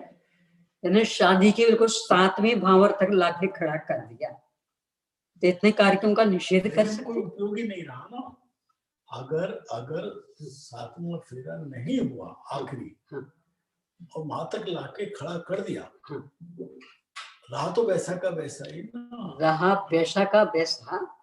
तथापि यदि वहां तक लाके खड़ा नहीं किया होता और फिर शादी होती तो फिर पूरा दिन लगना था, और अभी मुश्किल से 2 मिनट का काम, यानी बाकी सब हो गया, बस 7वां चक्कर कटा और विवाहिता। कोर्ट में चला जा, हाथ क्या शादी हो जाएगी? 7 फेरे का चक्कर ही नहीं पड़ती, और 7 फेरे एक साथ हो जाएंगे। एक साथ होते हैं क्या? अरे मेरा वही मतलब है, नहीं वहाँ भी पूरी प्रक्रिया होती है। वही तो समय लगेगा। कराई हुई है क्या पूरी प्रक्रिया होती है, फिर लगते हैं? हाँ मैंने इनकी कराई है, अनुभूति की, बुआ के लड़के की, जयपुर में पूरी प्रक्रिया होती है। आग जला के बाकायदा कोर्ट में, हाँ कोर्ट में एक मंदिर रहता है, आद समाज का मंदिर, वहाँ ले जाते हैं, वकील जाता है, फोटोग्राफर जाता है, और पंडित फेरे पड़ता है। मैं बाप बना था, और फोटो वोटो बाकायदा, और ऐसे होती है शादी की, कोर्ट मैरिज की। वो तो दिखा देते हैं पिक्चर में दस्ताने के लिए। ये कोर्ट भी तो भारतीय संस्कृति को स्वीकार करता है। अब बस वो जल्दी निपटा दी, बस अंतर नहीं पड़ा। इनमें समय लगा, इनमें पंचों की साक्षी थी, वहां 2-4 दिन की साक्षी, पर बात करते तो पूरा। वो तो खैर उदाहरण, उससे कोई मतलब नहीं है, पर यहाँ तो हर जीव के होता है नियम से, और यहाँ तो उसे करण लब्धि के अंतिम समय तक पहुंचा तो नियम से वह गर्भित शुद्धता सम्यक शुद्धता में बदलेगी ही। वो सारे क्रियाकलाप तो कर दिए, जज ने दस्तखत नहीं किए अभी, तो शादी मान ली जाएगी। तो इसीलिए तो जज पहले करके देता है, जब पहले करके दे दिए तो वो पूरे होना हो, शादी तो हो गई। हाँ, वो क्रियाकलाप हो या ना हो, शादी तो हो गई। तो मानसिकता की बात होती है, वो चूंकि हमारे दिमागों में ये बैठ गया है कि चक्कर लगानी बस। हाँ, वरना शादी तो दस्तखत करते ही हो गई। तुमने एप्लीकेशन दी, हमने दस्तखत किए, हो गई। तो वो जो मानसिक तैयारी, तो यहाँ भी ऐसे चलो पूरी प्राइवेट तैयारी। चलिए, ये तो चर्चा इस पर से उठी, यानी अभाव स्वरूपी का मत। देखो, इसको तो अपन और ऐसा भी ले सकते, अपने पास चूंकि शब्द तो दो ही है, सम्यक और मिथ्यात्व। एक ऐसा मिथ्यात्व है कि जो अपने विषय कषाय के खातिर कुछ भी कर सकता, यानी मकबरे पे जाकर चद्दर चढ़ा सकता, मड़िया पे जाकर तेल चढ़ा सकता, कुछ भी कर सकता, अपने पास नाम मिथ्यात्व। एक ही ऐसा है कि जो कहता बाकी जगह हम कुछ कहीं नहीं जाएंगे, हाँ अपने मंदिर में कुछ आप करने को कहो तो कर देंगे, यहाँ विधान करने को कहो, कुछ भी यहाँ करना तो यहाँ कर देंगे। वो विधान भी तो ग्रहित मिथ्यात्व है। ये तो मेरा, अगर उस उद्देश्य से कर रहे हो, ये तो मेरा तो वो विधान ग्रहित मिथ्यात्व है ना।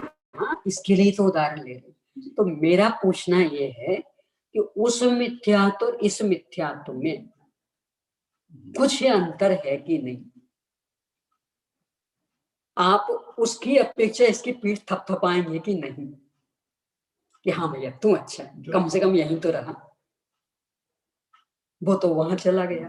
अब और तीसरा कि वो ये सब भी नहीं करता पर शरीर को अपना। वास्तव में तो मेरा जन्मदिन है और इस उपलक्ष्य में हम सबको लेके मंदिर जा रहे हैं, इस उपलक्ष्य में पूजा कर रहे हैं, वो ग्रहित मिथ्यात्व है ना। उसको अस्वीकार कौन कर रहा है? पर मैं तो ये कह रही कि उनमें जो तरतमता, बड़ा कोई मिथ्यात्व है क्या? नहीं, पर उनमें जो तरतमता है, उस तरतमता को अपन स्वीकार करेंगे कि नहीं करेंगे? इसलिए करेंगे कि तुम्हें उनसे द्वेष है, मकबरे से, फलाने से, ढिकड़े से द्वेष है, इसलिए वहां नहीं जाना, यहाँ कर ले वो काम। अकेला द्वेष नहीं, यहाँ उसे अवसर है और वहां अवसर नहीं। राग द्वेष के वश से नहीं, यहाँ उसे अवसर। तो मोक्षमा प्रकाशक में कहा कुछ तो अच्छा है। हाँ, तो मुझे कुछ ही अच्छा है, तो वो कुछ ही अच्छा अपन स्वीकार करें कि नहीं करें? तो सब करेंगे, शास्त्र की बात बस, तो सब करेंगे, बस, लेकिन हम पूरा स्पष्ट करके करेंगे। हाँ, तो स्पष्ट करना, उसका निषेध कहाँ है? इसीलिए तो गर्भी शुद्ध कह रहे, सम्यक थोड़ी कह रहे। ये बात आसानी से कोई नहीं कहेगा मेरी माते, जो ये बात कहेगी ना, आप कह दोगी, मैं कह दूंगा कि जो मंदिर जाके पूजा विधान कर रहा है कि मेरी शादी की वर्षगांठ है, मेरे मृत्यु की तिथि है, मेरे बाप की तिथि है, मेरा जन्मदिन है, वो ग्रहित मिथ्यात्व है एकदम स्पष्ट। पर विडम्बना है तो भी अपन मनाते, यानी कहाँ अंतस्थल से स्वीकार कर रहे हैं। ये आज मरण की बात, क्या मरण का दिन, समाधि दिन कितने ठाट बाट से, आज जन्मदिन कितने ठाट बाट से, तो वहां नहीं आता ये सब याद? खूब याद आता है। तो फिर क्यों मनाते, बढ़ावा क्यों देते? अरे आप सोचो क्या क्यों मनाते हैं, इसका कोई प्रश्न का उत्तर नहीं दिया जा सकता। ना मनाते हैं, ना अंतरंग से है, ना जानते नहीं है, ऐसा नहीं है, उस समय ध्यान नहीं रहता तब भी है। क्योंकि एक मन के अंदर ये विकल्प रहता है, ये लोग दूसरे काम करेंगे, ये सब लोग, बस यही यहाँ आगम कह रहा, ये दूसरे काम, बस बात तो यही आ गई। अपनी बात नहीं, ये लोग सब घर के दूसरे काम में लगेंगे, दावत पे नहीं तो यही आगम कह शायद रहा इस है बहाने ना से कुछ मामला कि भाई कुछ तो यहाँ आएंगे ना, निमित्त कुछ भी हो, कुछ तो विषय कसाय से हटे तो चलो कर लो। तो वो जो चलो कर लो के रूप में अपन ने अनुभूत भाभी क्या कर रहे हैं? भाभी तो अपने जन्म की आगे की मांग रहे हैं कि आगम में मेरी उम्र बढ़ जा, इसलिए मैं आया हूँ भगवान। तो भी अपनी दृष्टि में क्या है भाई, वहां से तो हटाना, पूजा करने तो आ गया। हाँ, तो वहां से हटा, चल भैया चल कोई बात नहीं, हम भी चलते साथ। यानी वो आगे क्या मांग रहा है इसको मुख्य करते ही अपन कि कहां से हटा इसको मुख्य कर लेते। तो ये मुख्य गुण की व्यवस्था है। जितना यानी ना मामा से कहना मामा ही अच्छा, ये बिल्कुल ही नहीं आता, कम से कम इस बहाने आया, इतनी अच्छा, यही स्थिति है। तो अपनी चर्चा तो ये कि जो ज्ञान दर्शन सुख वीर्य गुण, इन संबंधी कर्म ज्ञानावरण दर्शनावरण मोहिनी अंतराय, इनमें ये तरतमता है। इन कर्मों में क्षयोपशम होता है, इन चार गुणों के परिणमन में क्षयोपशमिक भाव होता है, तारतम्य होता है। यानी कि विकृत से विकृत परिणमन के बीच में भी कुछ ना कुछ स्वाभाविक अंश निरंतर व्यक्त रहता है। इसमें दर्शन ज्ञान सुख वीर्य, सुख में श्रद्धा हो चाहे, सुख में श्रद्धा हो चाहे, 47 शक्तियों में सुख में श्रद्धा हो चाहे दोनों लिए। तो इसलिए उनको एक अलग नाम दे दिया, चूंकि स्वाभाविक अंश निरंतर चल रहा, यानी उनका जीवन, उनका स्वरूप निरंतर व्यक्ति, इसलिए उन्हें नाम दे दिया अनुजीवी, यानी उसको लेकर के वो चल रहे। अब प्रतिजीवी में कि जब तक उनका विकृत परिणमन रहता, मूल स्वरूप कहीं व्यक्त दिखता ही नहीं, एकदम उल्टा चलता। उन संबंधी जो कर्म है उनमें भी क्षय उपशम नहीं होता, या उदय या क्षय। उदय रहेगा तो एक स्थान, और क्षय होगा तो पूरा जड़ मूल से। तो उनमें चूंकि कुछ भी में भी तो उदय के अंदर कुछ तरतमता नहीं है, तरतमता, यही तो अभी अपन ने चर्चा की ना, सिर्फ यानी मनुष्य गति से सिद्ध गति, तो बिल्कुल 14वें गुणस्थान के अंत तक तो मनुष्य मनुष्य मनुष्य, उसमें कोई हीनता नहीं, बस पूरा क्षय होगा उसके। इन चार में तरतमता के लिए कोई अवसर नहीं, क्योंकि इन संबंधी कर्मों का या उदय या क्षय। वेदनीय में तो तरतमता होगी, क्योंकि पूर्ण सुख तो हो गया है, तो वहां पे सुख दुख पूरा तो नहीं है, तो कुछ तरतमता है। ये तो जो सुख में तरतमता वो तो मोहनी वाला, और जो साता साता वाली उसको तो विभेदन ही नहीं कर रहे। तो मारणांतिक समुद्घात तो कहते, हाँ, तो उसमें भी क्या चाहिए, कितने % देव हो गया? इस नहीं तो देव कितने % हो गया? अच्छा, देवायु को कितना उदय आ गया? फिर मैंने भले उस स्थान का स्पर्श कर रहा, पर उस स्थान का वेदन, उस संबंधी प्रकृति का उदय, तो फिर कैसे मानूं? मरकर जीव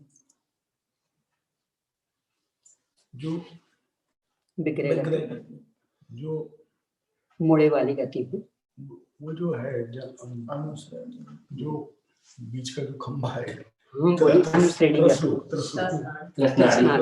कृष्णाणी के बाहर का निगोदिया जी, जब मर के यहाँ पे 3 इंद्रिय 4 इंद्रिय 5 इंद्रिय होने आ रहा है, तो उसको त्रस का उदय शुरू हो गया। हाँ, यानी जैसे ही पिछला शरीर छूटा, ने पिछली आयु का व्यय और अगली आयु का उत्पाद। जब वो त्रस का उत्पाद शुरू हो गया, हाँ, तो उस समय टोटल त्रस हो गया या त्रस का? टोटल त्रस, यानी त्रस संबंधी सारी पर्याय, सारी प्रकृति का वहां से मातक के रास्ते में जहाँ पे त्रस हो ही नहीं सकता। हाँ हाँ, तो इसीलिए तो आचार्य ने कहा ना कि 3 अपेक्षा से त्रस पाए जा सकते तृष्णादि के बाहर। एक तो ये उत्पाद की अपेक्षा, एक मारणांतिक समुद्घात की और अपेक्षा। जो जीव यहाँ से मरकर निगोद में जा रहे हैं, हाँ, तो उसके पूरा स्थावर का उदय, तो वो त्रस नहीं है, वो जाएगा पूरे स्थावर में। हाँ, पूरा स्थावर। यानी ये जो 4 कर्म है, इनमें द्वित्व नहीं है, इनमें तो ये कहीं या पूरा त्रस या पूरा स्थावर। चलो बहन जी, बहुत टाइम हो गया, सॉरी सॉरी, जो भी सुन रहे हैं उनसे सॉरी, उनका बहुत टाइम ले लिया। नहीं, पर ये जो अनजीवित प्रतिजीवी वाला श्रद्धा वाला नहीं बैठता है दिमाग में। ये तो अपन देश सोचेंगे, एक तो छोपसम के कारण से और तीसरे गुण स्थान की अपेक्षा से विचार करें, यानी मात्र 2 ही रूप। ये तो ये स्थूल कथन, जैसे अपन ने उदाहरण लिया, या विवाहिता या अविवाहिता, तो ये तो वो सैद्धांत था, पर उसके बीच में भी तो कोई स्थिति बनती ना, और वो कितनी बड़ी स्थिति है। यानी सगाई से लेके 7वें फेरे के पहले तक उसको कुछ भी नहीं माना जाएगा। तो उसके अंदर इतना जरूर है कि उसकी प्रतीति में दोनों की में अंतर तो पड़ेगा। हाँ, जो सगाई से हाँ, यस करने से लेकर, ऐसे यहाँ भी अंतर पड़ा, भले वो आगमाश्रित है, अनुमान आश्रित है, अनुभवाश्रित नहीं, पर फिर भी अंतर इतना पड़ गया उस मिथ्यात्व में कि 70 कोड़ा कोड़ी सागर का गल के अंतर में चले गया। तो यदि परिणामों में अंतर नहीं पड़ा होता तो कर्मों में अंतर किस कारण पड़ता? करण लब्धि के अंतिम समय में दर्शन मोही मात्र अंतर। परिणामों में चरित्र वाले में तो कोई झगड़ा नहीं आ रहा, वहां भी हुआ है, पर श्रद्धा वाले में सिर्फ झगड़ा नहीं, चारित्र में भी हुआ। अनंतानुबंधी कषाय गली, यानी 40 कोड़ा कोड़ी सागर का बंद हो रहा था उसका, अब वो भी हुआ, अंतर मुहूर्त पे आ गए, तो सभी घट के आ गए। हाँ, सब। तो जब कर्मों में इतना अंतर आया, इसका मतलब परिणामों में भी आया, पर चूंकि शब्द अपने पास 2, मिथ्यात्व या सम्यक, तो वो तो सैद्धांतिक नाम बदल। आपके पास तो एक शब्द और है, सम्यक मिथ्या, तो वो तो गुण स्थान था, तो वो तो गिरते शब्द तो है ना, ये तो गिरने के बाद होगा, पर ये तरतमता कैसे बताएंगे? यही मैं कह रहा हूँ, चढ़ने में भी सम्यक मिथ्या तो नाम दे देना चाहिए। तो उस सादी मिथ्या दृष्टि के होता है, में अनादि के नहीं होता। नहीं, जो अंतर पड़ा उस अंतर को ये नाम दे दो, गर्भ शुद्धता नाम मिलेगा उसको। सम्यक शुद्धता तो मिथ्यात्व में होती है। हाँ, तो मिथ्यात्व में है ना, पर वो गर्भित शुद्धता, तो शुद्धता शब्द क्या बता रहा है कि मिथ्या तो इतना गल गया, शुद्धता तो ये बता रहा है कि इतना शुभ बढ़ गया, अशुभ कम हो गया। शुभ बढ़ गया कहो, पर अशुभ कम हुआ है ना, अशुभ कम, वो जो शुभ बढ़ गया, शुभ में अंतर मानना मिथ्या है। अब यही तो यहाँ चक्कर है, एक और कह रहे शुभ अशुभ में अंतर मानना मिथ्या, तो और एक और कह रहे इतना गलेगा तब करण लब्धि पार करेगा, तो वो प्रायोगिक प्रक्रिया स्वीकार करनी पड़ेगी कि नहीं करनी पड़ेगी? चलो माते, बस प्रश्न है क्या? चलो बोलो, नहीं तो ये पढ़ लें आप, ये पूरा पैराग्राफ करके फिर लेते हैं प्रश्न।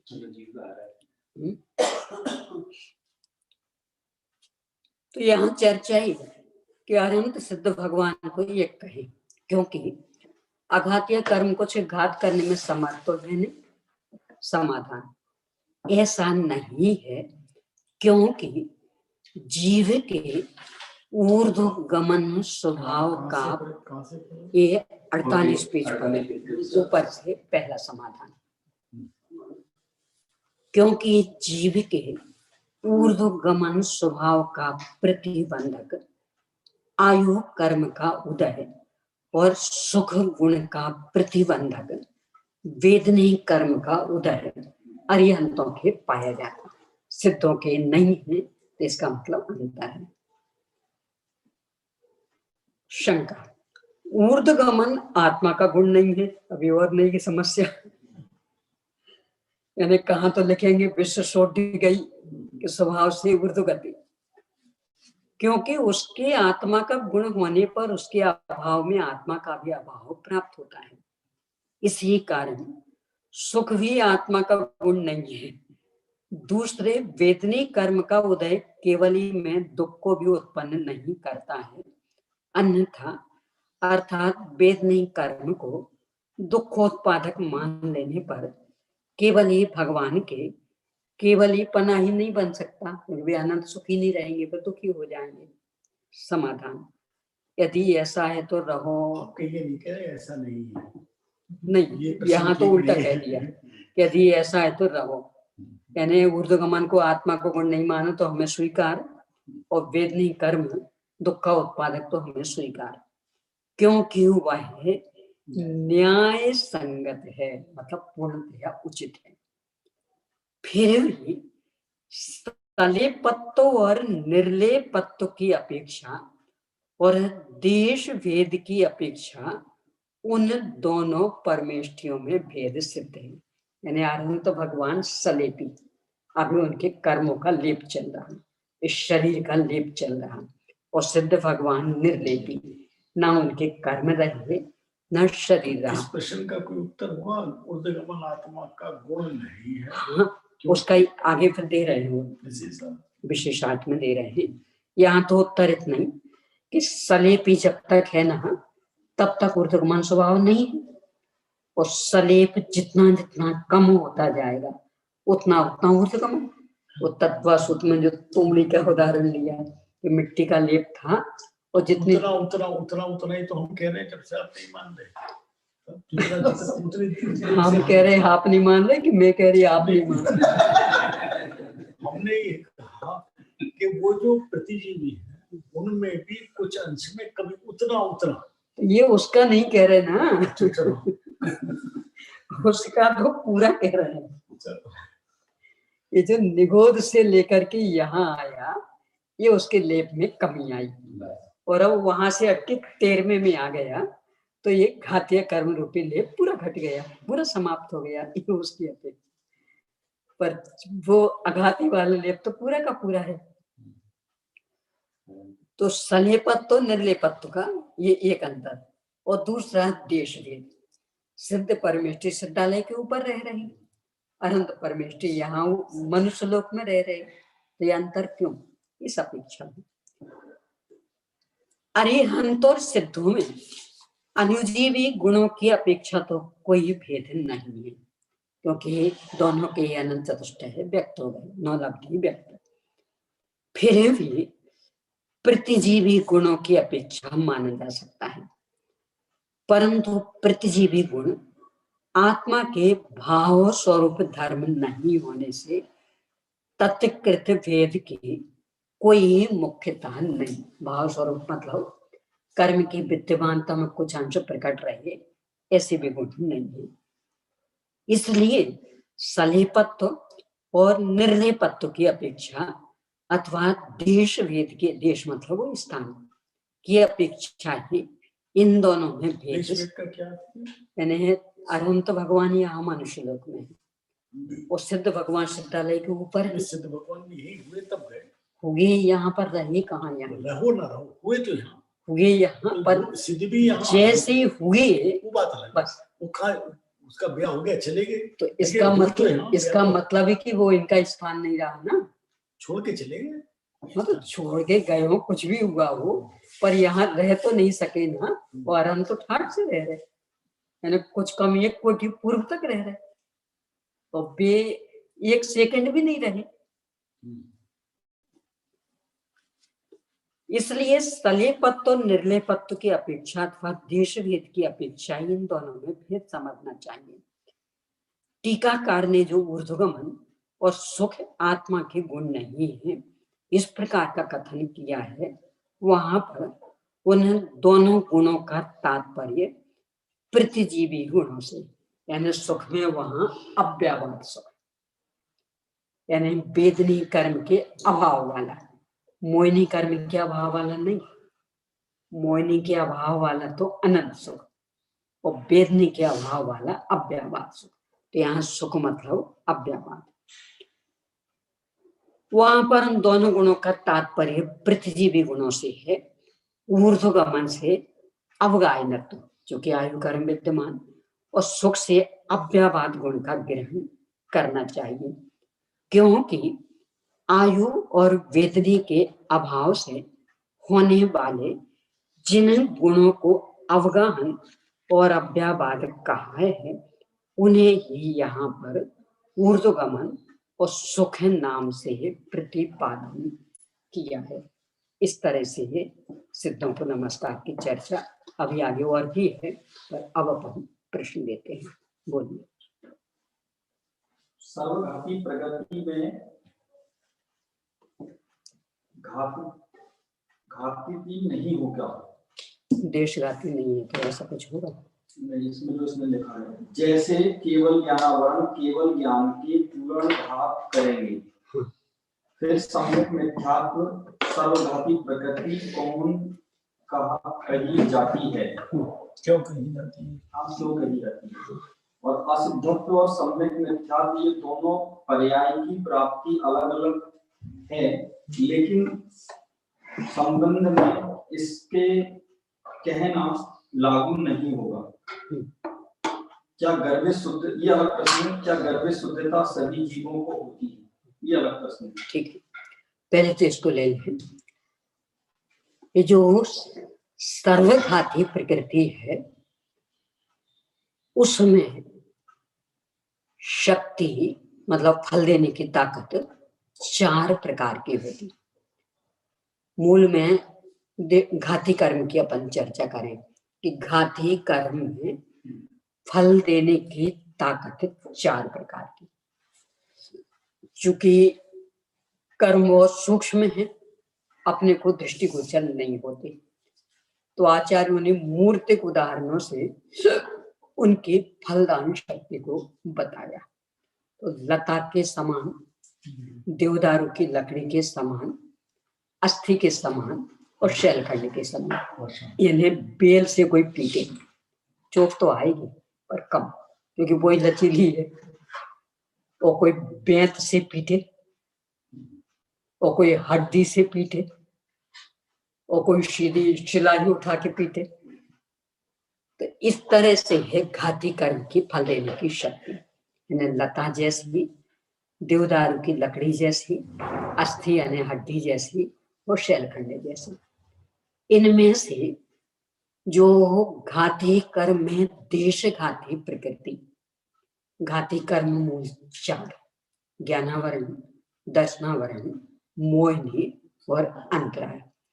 इनकी कुल प्रकृतियां 47, ज्ञानावरण की 5, दर्शनावरण के 9, मोहिनी के 28 और अंतराय की 5, 47। इनमें से 26 प्रकृतियां हैं देशघाती और 21 प्रकृतियां हैं सर्वघाती। ज्ञानावरण की ये केवल ज्ञानावरण को छोड़कर शेष 4 यानी मति ज्ञानावरण, सुर्त ज्ञानावरण, अवधि ज्ञानावरण और मनापर्य ज्ञानावरण ये देशघाती, और केवल ज्ञानावरण ये सर्वघाती। दर्शनावरण की 5 निद्रा संबंधी दर्शनावरण यानी निद्रा, निद्रा निद्रा, प्रचला, प्रचला प्रचला और स्त्यानग्रति, और एक केवल दर्शनावरण। ये 6 प्रकृतियां सर्वघाती। और चक्षु दर्शनावरण, अचक्षु दर्शनावरण, अवधि दर्शनावरण ये देशघाती। मोहिनी में मिथ्यात्व, सम्यक मिथ्यात्व ये दर्शन मोहिनी के 2, और चारित्र मोहिनी में अनंतानुबंधी क्रोधमान माया लोभ, अप्रत्यख्यानावरण क्रोधमान माया लोभ और प्रत्यख्यानावरण क्रोधमान माया लोभ, मतलब 12 भेद और 2 ही। तो 14 प्रकृतियां सर्वघाती। सम्यक मिथ्यात्व जी, सम्यक मिथ्यात्व, हाँ जी, सर्वघाती, वो जात्यंत सर्वघाती। अभी अपन चर्चा करेंगे क्योंकि मूल प्रश्न तो उसका ही है। फिर इसके बाद दर्शन मोहिनी की एक सम्यक प्रकृति, और चारित्र मोहिनी में संजुलन क्रोधमान माया लोभ और नो का शब्द, हास, रति, अरति, शोक, भय, जुगुप्सा, स्त्री वेद, पुरुष वेद, नपुंसक वेद, ये 14 है देशघाती। इस तरह मोहिनी में 14 अंतराय के 5 ये प्रकृतियां देशघाती। इस तरह से देखते हैं तो 26 प्रकृतियां देशघाती और 21 प्रकृतियां सर्वघाती, कुल 47। अब देशघाती किसे कहना, सर्वघाती किसे कहना, इस पर चर्चा कि जिनमें ये चारों प्रकार का अनुभाग होता, लता जैसा, देवदारू की लकड़ी जैसा, अस्थि जैसा और शैलखंड जैसा, वे प्रकृतियां कहलाती देशघाती। और जिनमें लता जैसा अनुभाग नहीं होता, शेष होता, वे कहलाती हैं सर्वघाती। तो जो 21 हैं उनमें लता जैसा अनुभाग नहीं है, इसलिए भी सर्वघाती। अब वो सम्यक मिथ्यात्व, इसमें लता जैसा अनुभाग तो नहीं है, परंतु अस्थि और शैलखंड जैसा भी अनुभाग नहीं है, मात्र वो देवदारू की लकड़ी जैसा, और वो भी उसका एक भाग। तो इसलिए उसे नाम दिया जात्यंतर सर्वघाती। यानी सर्वघाती तो है क्योंकि देवदारू जैसा उसमें अनुभाग, पर बाकी सर्वघाती जैसा नहीं है, तो जात्यंतर सर्वघाती। जात्यंतर मतलब अपनी जाति से अलग पड़ेगी, जाति अंतर, यानी उसकी जाति सर्वघाती। बाकी सर्वघाती में 3 प्रकार का अनुभाग, इसमें मात्र एक का एक भाग, तो सबसे हट गई है, तो जात्यंतर। जात्यंतर सर्वघाती कहने के कुछ और भी कारण। पहला तो ये कि अन्य सर्वघाती प्रकृतियों का बंध होता, सत्ता में रहती, उदय आता, इससे प्रकृति का बंध नहीं होता।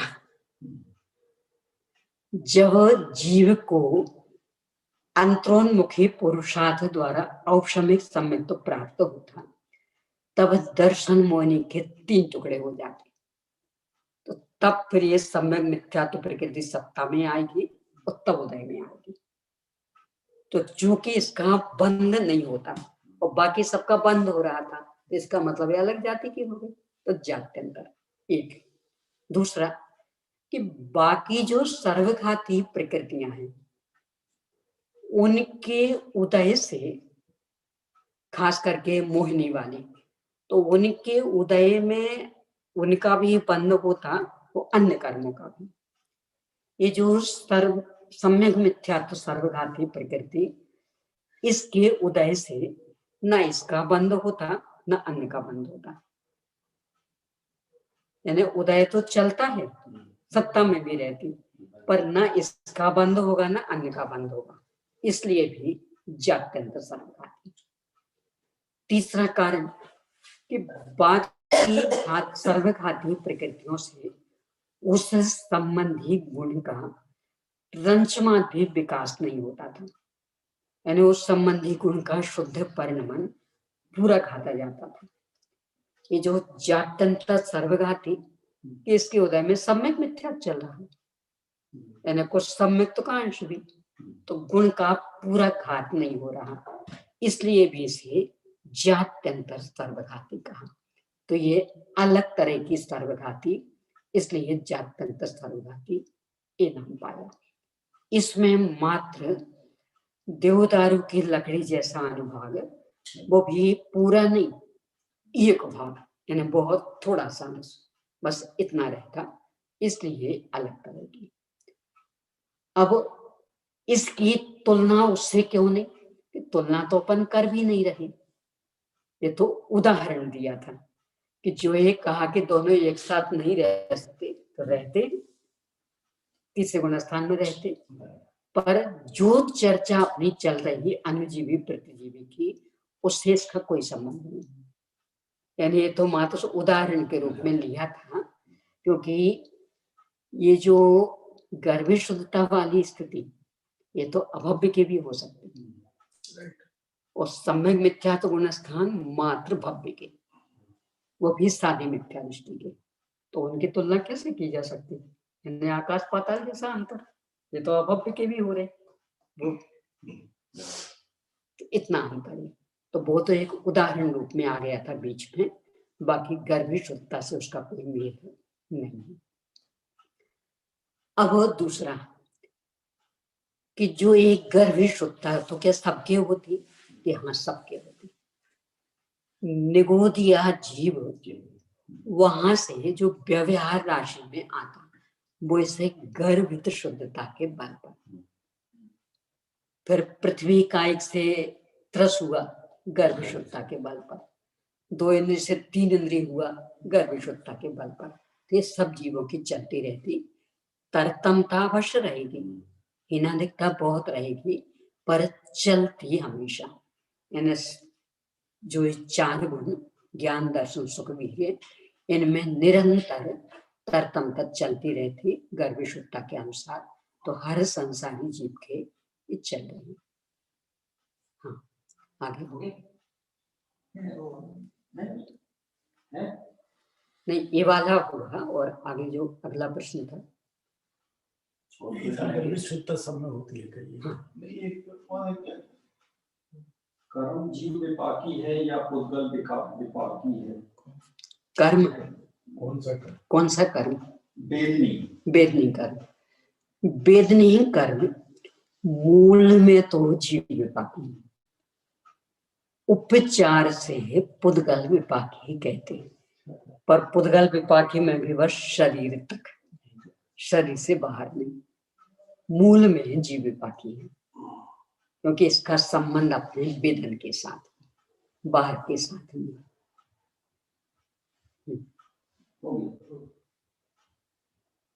और रह गए तो ये जो अभी 5 मिनट है, तो ये जो अपन ने खास करके गर्भ शुद्धता की चर्चा अनुजीवी पृथ्वीजीवी गुणों के संदर्भ में की, ये आगम का आधार क्यों नहीं इस संदर्भ में, इसका तो उत्तर अपन ये देख सकते कि एक तो आगम बहुत बहुत नष्ट कर दिया गया। इन्हें अपने को जो उपलब्ध है, भले अपने को लगता बहुत उपलब्ध, नहीं तो हम पढ़ नहीं पा रहे, तो ये तो अपन अपने स्वार्थ पर वैसे देखें तो बहुत नष्ट हो चुका, यानी बहुत थोड़ा सा अपने को मिला है। तो आचार्य ने नहीं लिखा होगा ये तो नहीं कह सकते, पर अपने को उपलब्ध नहीं है, एक बात।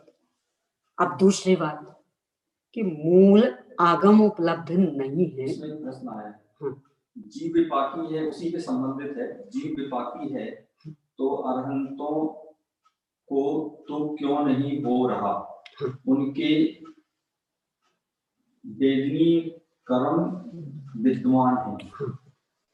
इसका ऐसा है तो ये जीव विपाकी, पर मोहिनी कर्म के पहले रखने का कारण ही इसका ये है, इसे मोहिनी का सहयोग मिलता है तो ये काम कर पाता। अनंत भगवान के मोहिनी तो नष्ट हो गया, काम ही नहीं कर पा रहा। अकेला वेद नहीं, क्यों अनंत भगवान के तीर्थंकर प्रकृति का उदय चल रहा है, कितना मजा आता होगा हमें। और 100 इंद्र हमें पूछ रहे, देखो इतने ऊपर बैठे समूह शरण में, है ना। समस्या अकेले वेदनी की थोड़ी है, नाम कर्म की भी तो है। तो क्यों नहीं आ रहा? अपने को तो थोड़ी सी उपलब्धि हो तो फूले नहीं समाते, है ना, अधर आकाश में उड़ने लगते। तो उनके कि ये सब वेदन मोहिनी के कारण होता था, उनके मोहिनी कर्म रहा नहीं तो तीर्थंकर बन गए तो भी कुछ नहीं। वेदन करने वाले कर्म नहीं, वेदन में जो निमित्त होता मोह, तो वो मोह ही नहीं, कुछ नहीं लगता। इन्हें 3 लोग के नाथ बन गए, 100 इंद्र पूज रहे हैं तो भी कुछ नहीं। तो चूंकि ये सब वेदन में मोह कारण होता, वो मोह उनके नहीं है, तो अकेला वेद नहीं, क्यों तीर्थंकर प्रकृति का भी वेदन नहीं कर रहे, उसका भी कोई सुख तो नहीं, कोई गौरव नहीं, कुछ नहीं।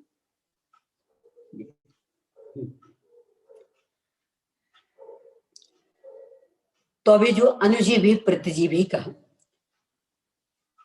ये भी स्पष्ट देखा है अपन ने, अपन आगम के आधार से देखते हैं। पंडित राजमल जी साहब के सामने जितना साहित्य था वो अपने सामने नहीं।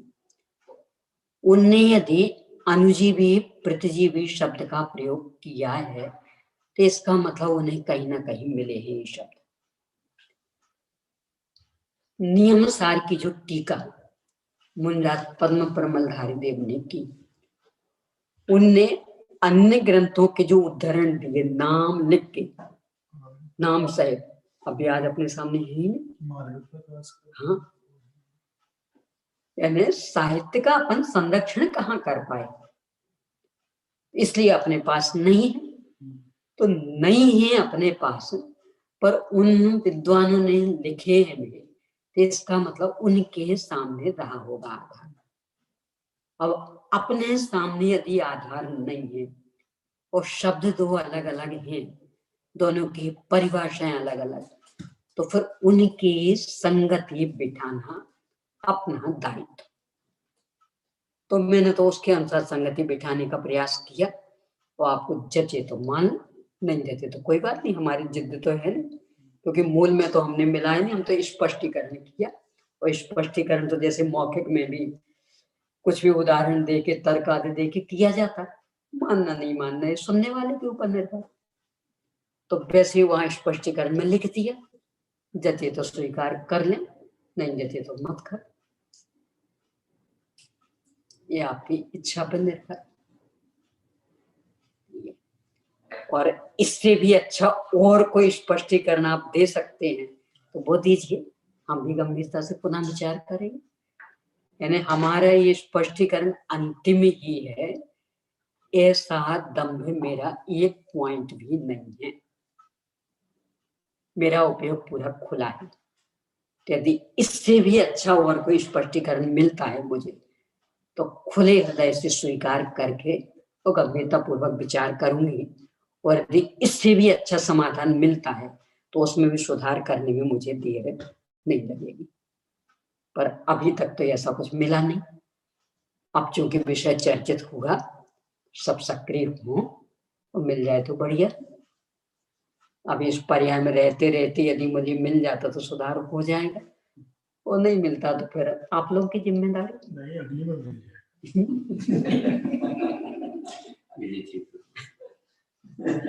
इस तरह से यानी हठाग्रह दुराग्रह के लिए कहीं अवसर नहीं है। मुझे जो जचा वो मैंने लिख दिया। और अपने राजमल जी पंडित जी साहब, हेमचंद भैया ने खुले दिल से स्वीकार करके और एक प्रकार से प्रसन्नता भी व्यक्त की थी कि अर्थ तो पूरा स्पष्ट हो रहा है। अब वो एक अलग बात की आगम आधार नहीं है, पर जस तो रही है बात पूरी। तो उससे बढ़ावा मिला तो लिख ही दिया। यदि आगम आधार बाद में कहीं मिल गया तो देखेंगे, इससे विपरीत गया तो इसको हटा देंगे, हटाने में देर थोड़ी लगेगी। ये चलिए हो गया समय।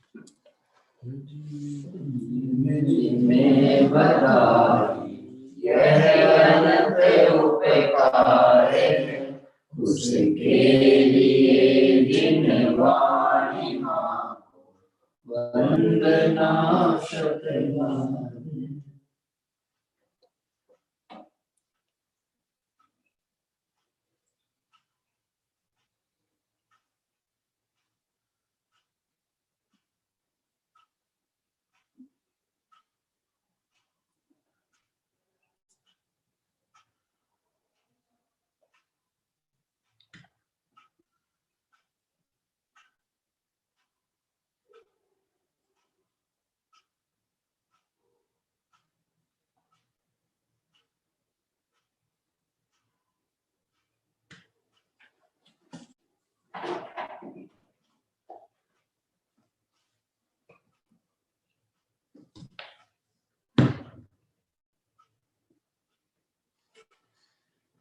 ये द्वादशांगमयी जिनवाणी माता की जय हो। अहिंसा मई जय